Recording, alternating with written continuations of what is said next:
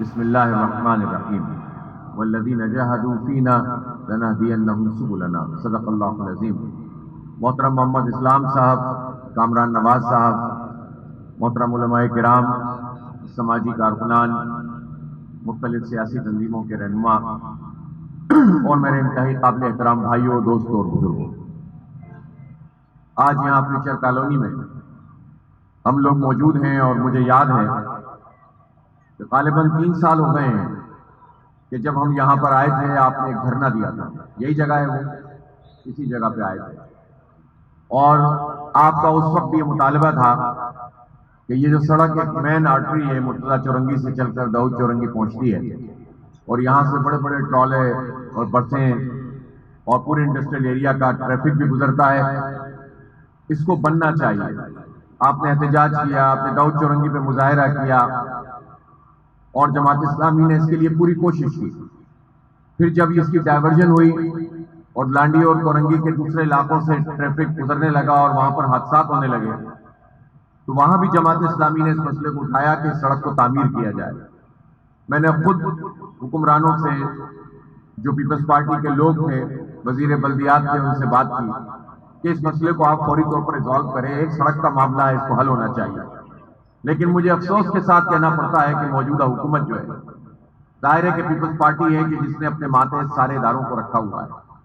اور بلدیہ جو ہے وہ وسیم اختر صاحب ایم کیو ایم کے لوگوں کے پاس تھی۔ وہ اختیار کا رونا روتے ہوئے، آنسو بہاتے ہوئے رخصت ہو گئے اور وہ اس سوال کا جواب نہیں دے سکے کہ جو ان کے اختیار میں تھا اس میں انہوں نے کیا کام کیا۔ لیکن پیپلز پارٹی جو ہے وہ کسی صورت میں بھی کراچی میں صحیح ڈیولپمنٹ کرنے کے لیے تیار نظر نہیں آتی، اور یہی وجہ ہے کہ اتنی اہم ترین جگہ پہ بھی اگر وہ اس کے لیے تیار نہیں ہے کہ سڑک بن جائے تو پھر ان کو اور عوام سے کیا غرض ہو سکتی ہے۔ لیکن ان لوگوں کو یہ معلوم ہے کہ ہم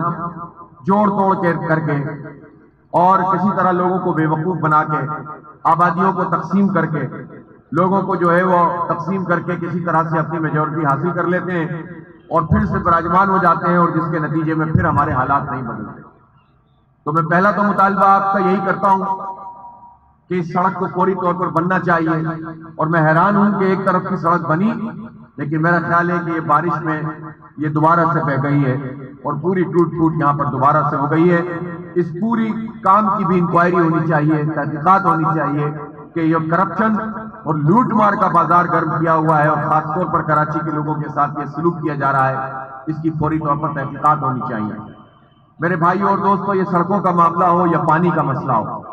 ٹینکر مافیا کا بھی آپ کو معلوم ہے، اسی طرح سے اب گیس کی لوڈ شیڈنگ بھی شروع ہو گئی ہے۔ کہ الیکٹرک نے جو ہمارے ساتھ سلوک کیا ہے وہ سب جانتے ہیں کہ کس طرح سے ہم پر اوور بلنگ اور لوڈ شیڈنگ کا عذاب انہوں نے مسلط کر رکھا ہے۔ ان سارے مسئلوں سے نکلنے کا کیا حل ہے؟ کیا یہی تماشا ہم دیکھتے رہیں اور مایوس ہوتے رہیں؟ اسی طرح سے جو ہے وہ حالات کو رحم کرم پر کروڑوں لوگوں کو چھوڑ دیا جائے؟ ہمارے بچوں کی قسمت میں اسی طرح کے اسکول رہیں،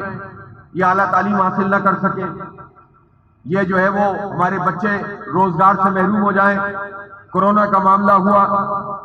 تو سب سے زیادہ ان آبادیوں میں جو لیبر تھے، جو محنت مزدوری کرنے والے لوگ تھے، انہی کو بے روزگار کر دیا گیا۔ تو اس کے نتیجے میں، اور جو حکومت نے کہا کہ ہم نے 1200 ارب روپے اور 1500 ارب روپے خرچ کر دیے کورونا پہ، اور اتنی بڑی فنڈنگ بیرون ملک سے آئی تھی، وزیر اعظم ہو یا وزیر اعلیٰ ہو اعلانات کرتے ہیں لیکن سوائے ان پیسوں کے جو پہلے بے نظیر انکم سپورٹ پروگرام کے تحت آتے تھے اور اب احساس پروگرام کے تحت آتے ہیں، لیکن وہ کتنے لوگوں تک پہنچ پاتے ہیں؟ اصل مسئلہ یہ نہیں ہے کہ آپ ہمیں خیرات دیں، اصل مسئلہ یہ ہے کہ آپ ہمارا مسئلہ حل کریں، ہمیں روزگار دیں،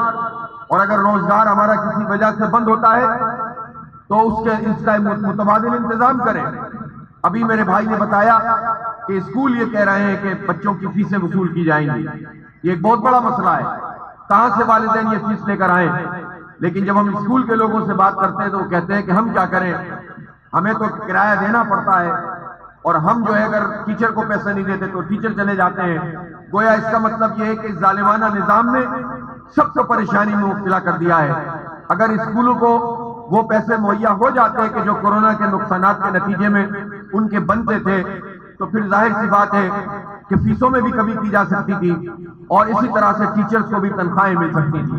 لیکن حکومت نے ان کو پیسے نہیں دیے، اور وہ جو ہے وہ والدین سے پیسے مانگتے ہیں، نقصان عوام کا ہو رہا ہے،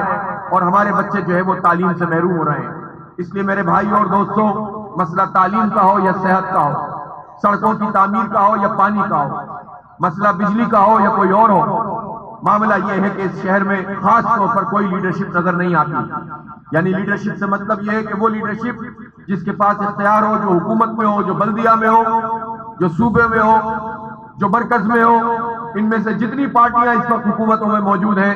کوئی پارٹی بھی عوام کا مسئلہ ایڈریس نہیں کر رہی ہے۔ اس شہر میں لوگوں نے پی ٹی آئی کو 14 سیٹیں دے دی۔ آپ مجھے بتائیں کہ پی ٹی آئی کے MNAs, M P S کیا اس شہر کے مسئلوں کو جانتے ہیں؟ کیا اس مسئلے کو حل کر سکتے ہیں؟ کیا ان کی کوئی غرض کراچی کے 3 کروڑ عوام سے ہے؟ حال تو یہ ہے کہ کراچی کے 3 کروڑ لوگوں کو مردم شماری میں آدھا تو گنا ہی نہیں گیا۔ یعنی یوں سمجھ لیں کہ ہم میں سے اگر ہم 5 لوگوں 6 لوگوں کی فیملی ہے تو 3 لوگوں کو گنا گیا ہے اور 3 لوگوں کو نہیں گنا گیا، اور جس کے نتیجے میں ہماری نمائندگی متاثر ہوتی ہے، جس کے نتیجے میں ہمارے پورے جو پیسے ہمیں ملنے چاہیے وہ متاثر ہوتے ہیں۔ اور اس وقت ذمہ داری بنتی ہے کہ جو پاکستان بیورو آف اسٹیٹسٹکس جس کے تحت مردم شماری کرائی جاتی ہے، وہ وفاق کے تحت ہے، اور پی ٹی آئی کی حکومت ہے، لیکن یہ مردم شماری کا فیصلہ ہو چکا ہے کہ دوبارہ سے کروائی جائے گی 5%، تاکہ اندازہ ہو کہ کہاں گھپلا ہوا ہے۔ نہ پیپلز پارٹی نے پہلے شور مچایا،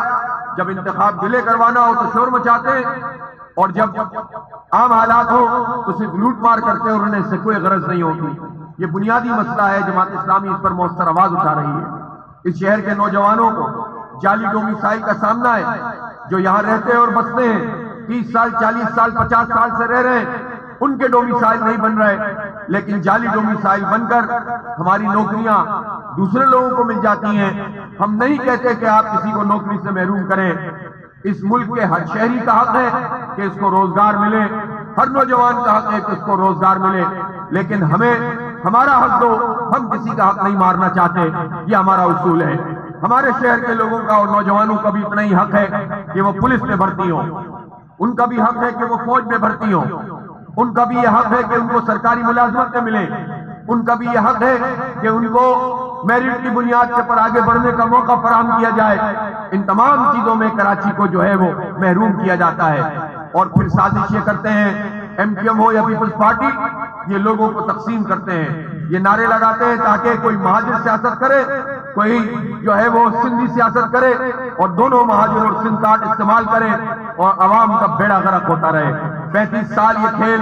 بہت ہو چکا ہے، اب کراچی کے عوام میں شعور پیدا ہو رہا ہے۔ کراچی کسی ایک لسانی اکائی کا شہر نہیں ہے، یہاں پر سندھی بھی ہیں، مہاجر بھی ہیں، بلوچ بھی ہیں،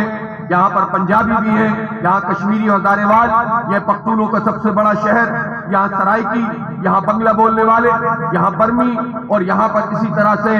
جو بہار سے 2 ہجرتیں کر کے ایک مشرقی پاکستان اور دوبارہ یہاں پر آئے وہ موجود ہیں۔ بہت بڑی کچھی میمن سوسائٹی یہاں پر موجود ہے، کچھی ہیں، بلوچ ہیں، میمن ہیں، ہر طرح کی برادری اور ہر طرح کے لوگ یہاں پر رہتے ہیں، اور اسی لیے اس کو منی پاکستان کہتے ہیں۔ یہ پاکستان کی ایک تصویر ہے، اس لیے اس کو تقسیم کر کے اس میں نفرتیں پھیلا کے لوگوں نے اپنی سیاسی دکان تو چمکائی ہے، عوام کو کچھ نہیں دیا ہے۔ اس لیے اب تقسیم سے مسئلہ حل نہیں ہوگا، اتحاد سے مسئلہ حل ہوگا۔ جماعت اسلامی آپ کے درمیان ہے، ہم نے اس شہر کی خدمت کی ہے، ہم نے اس میں نعمت اللہ خان اور عبدالستار افغانی نے اس شہر کو تعمیر کیا ہے۔ آئندہ بھی اگر اس شہر میں تعمیر و ترقی ہو سکتی ہے تو وہ صرف اور صرف جماعت اسلامی کر سکتی ہے۔ آپ اپنے دل پر ہاتھ رکھ کر کہیں کہ کراچی کے مسئلے کا حل پیپلز پارٹی کے پاس ہے؟ کیا پیپلز پارٹی مسئلہ حل کر سکتی ہے؟ نہیں کر سکتی، نہ ایم کیو ایم کر سکتی ہے، نہ پی ٹی آئی کر سکتی ہے۔ اللہ کا ہم نام لیتے ہیں اور اللہ کو گواہ بنا کے کہتے ہیں کہ آئندہ ہمارا جو ووٹ ہوگا وہ بھی سچے راستے میں ہوگا، نوٹ بھی ہوگا، اور انشاءاللہ یہ شہر تعمیر ہوگا۔ اللہم صلی علی سیدنا مولانا محمد وعلی آل سیدنا مولانا محمد وبارک وسلم، صلی اللہ تعالی علیہ وسلم۔